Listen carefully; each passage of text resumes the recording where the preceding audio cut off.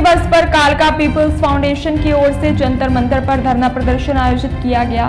कार्यक्रम में मुख्य अतिथि के रूप में पूर्व केंद्रीय मंत्री और गांधी स्मारक के उपाध्यक्ष विजय गोयल मौजूद रहे। उन्होंने कहा कि देश में आवारा कुत्तों के काटने से हजारों लोग प्रभावित होते हैं और रेबीज फैलने का खतरा रहता है।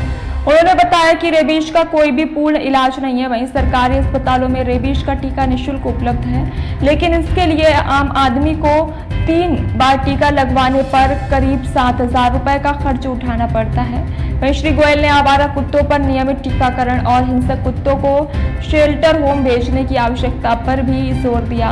और कालका पीपल्स फाउंडेशन के आयोजक कपिल गर्ग ने कहा कि वृद्धावस्था में बुजुर्ग माता पिता को अपने घर ले जाकर के उनकी सेवा करनी चाहिए और खाली जगहों पर कुत्तों के लिए आश्रय बनाए जाएं ताकि उन्हें उचित खाना पानी मिल सके और वे काटने जैसी घटनाओं से भी बच सके। नई दिल्ली से दिनेश कुमार कुमावत की रिपोर्ट।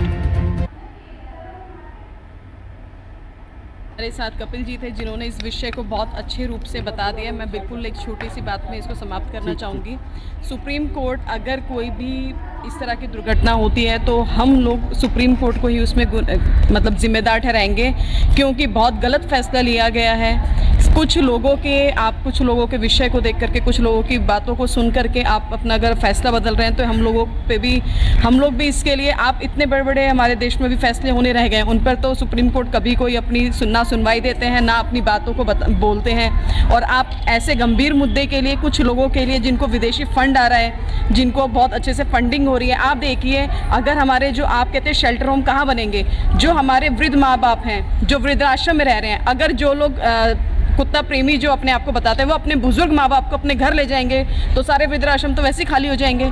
तो क्या वो शेल्टर होम नहीं बन सकते हैं? हमें ये सोचना चाहिए कि सारे वृद्धाश्रम खाली हों, सारे अनाथ आश्रम खाली हों, जितने भी अनाथ आश्रम हमारे देश में वो सब खाली हों, उनको आप शेल्टर होम बना दीजिए। इसमें क्या गलत है? आप अभी देखेंगे तो बिल्कुल कलयुग इस टाइम पे बिल्कुल एकदम चरम पर है।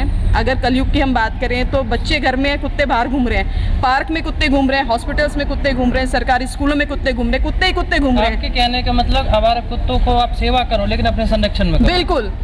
जो ये कुत्ता प्रेमी हैं इनको अपने रिश्तेदारों से बात करनी चाहिए। जी हमारी गली में 5 कुत्ते हैं, उनको ऑब्जेक्शन हो रहा है, क्या आप एक अडॉप्ट कर सकते हैं? क्या ऐसा नहीं हो सकता? क्या इस तरह की बात नहीं हो सकती है क्या? या उसको यही है कि नहीं हम उन्हें यही खाना खिलाएंगे, हम उन्हें गली में सुलाएंगे? अपने घर लेके जाके सुलाइए भाई उनको। और लोगों को तो परेशानी है ना, बच्चों का भविष्य।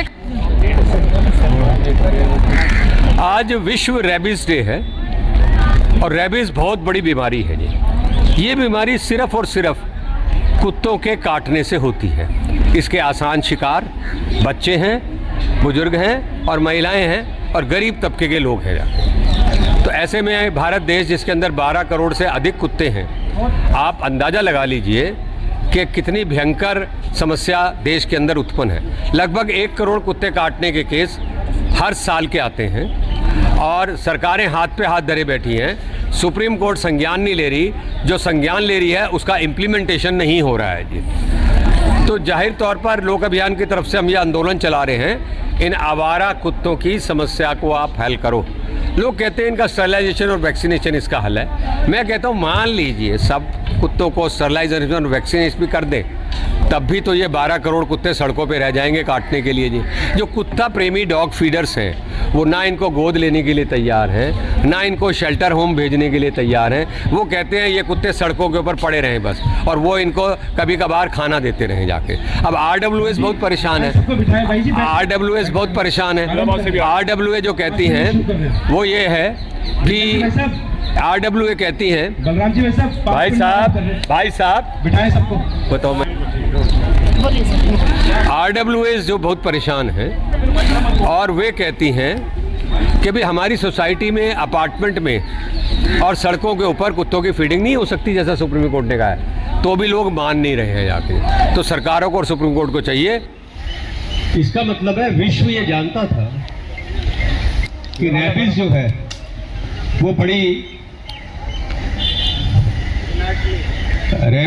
वो बड़ी भयंकर बीमारी है जी। पूरा विश्व के हर देश जानते हैं और हमारा देश टॉप के देशों में है। 36% से रेबीज जैसी बीमारी हमारे यहाँ पर है। और रेबीज का काटा हुआ बच नहीं सकता है। और रेबीज के जो शिकार है ना, हमारे साथ कपिल जी थे जिन्होंने इस विषय को बहुत अच्छे रूप से बता दिया। मैं बिल्कुल एक छोटी सी बात में इसको समाप्त करना चाहूँगी। सुप्रीम कोर्ट अगर कोई भी